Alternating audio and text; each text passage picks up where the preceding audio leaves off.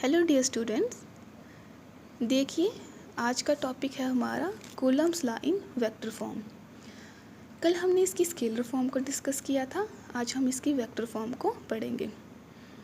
सबसे पहले आपको पता होना चाहिए कि वेक्टर होता क्या है। एक ऐसी क्वांटिटी जिसकी मैग्नीट्यूड और डायरेक्शन बोथ गिवन हो, उसको हम क्या बोलते हैं? वेक्टर।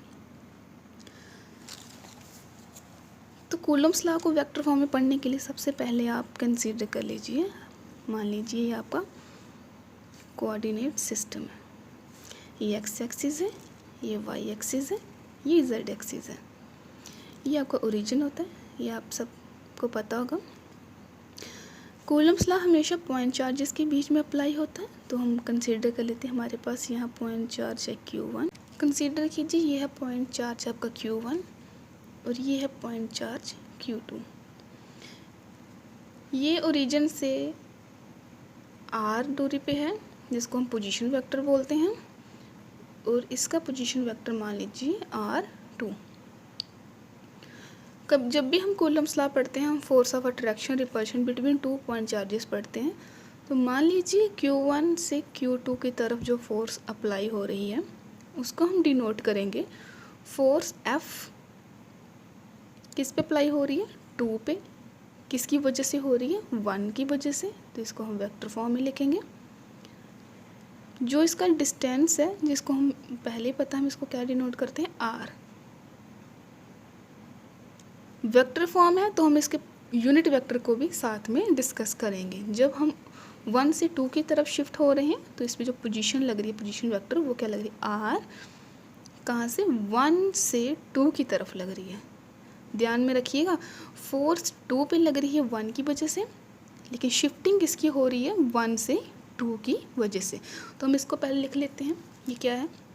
मान लीजिए if F21 be the force exerted, किस पे लग रही है? exerted on charge Q2 by charge, किसकी वजह से लग रही है? By charge Q1। Then according to Coulomb law, according to Coulomb's law क्या बोलते हैं? कूलम्स लॉ कल हमने पढ़ा था, F force is equals to, हमारी फोर्स F21 वेक्टर है, 1/4 pi epsilon naught Q1 Q2 upon distance हमने क्या रखा है? R square. ये वेक्टर फॉर्म है तो इसमें हम पोजीशन वेक्टर को भी इंक्लूड करेंगे। तो हमारा यूनिट वेक्टर क्या लग रहा है? 1 2। इसको ध्यान में रखना है, ये अगर 2 1 है तो ये हमेशा 1 2 होगा। तो इसको हम कंसिडर कर लेते हैं इक्वेशन फर्स्ट। सिमिलरली अगर Q2 फोर्स लगा रहा है Q1 की तरफ, तो ये एरो इधर आ जाएगा। फोर्स अप्लाई हो रही है 1 पे 2 की वजह से, और इस केस में जो आपका पोजीशन यूनिट वेक्टर होगा आपका, वो क्या होगा? R। कहाँ से? 2 से 1 की तरफ। तो हम लिख सकते हैं यहाँ पे सिमिलरली। आप इसको भी मेंशन कर लो यहाँ पे, ये वाला क्या है? Where R12 with the unit vector from कहाँ से? Q1 to Q2। ठीक है, अब हम नेक्स्ट कर लेते हैं। Similarly F12 with the force exerted on charge Q1 by charge Q2, then according to Coulomb's law, तो क्या होगा? F12 1/4 pi epsilon naught Q1 Q2 upon R square. तो इस केस में यूनिट वेक्टर क्या है? 2 से 1 की तरफ। इसको सेकंड मान लो और इसको मेंशन कर दो, where R21 with the unit vector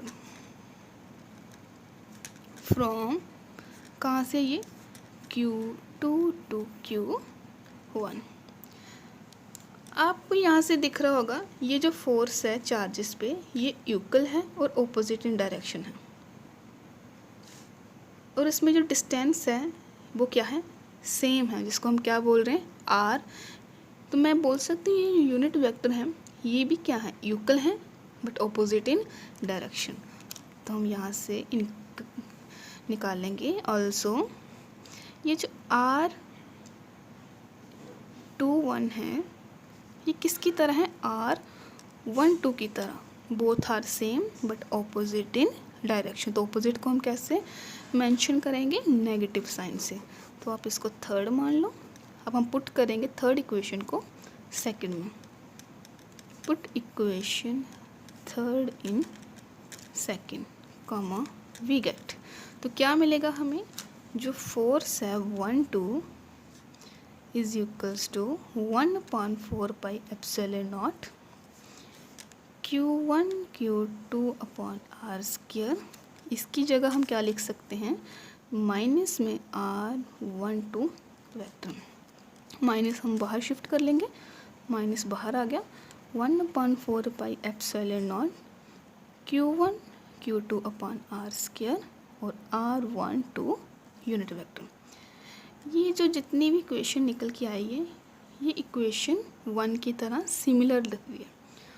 तो मैं यहाँ से कंक्लूड करूँगी, F जो हमारा 1-2 है वो किसकी तरह दिख रहा है, F21 की तरह, बट नेगेटिव है। Negative means opposite in direction. तो यहाँ से एक कंक्लूजन निकल के आता है। क्या कंक्लूजन निकलता है, the force is exerted by the 2 point charges on each other are equal but equal and opposite in direction.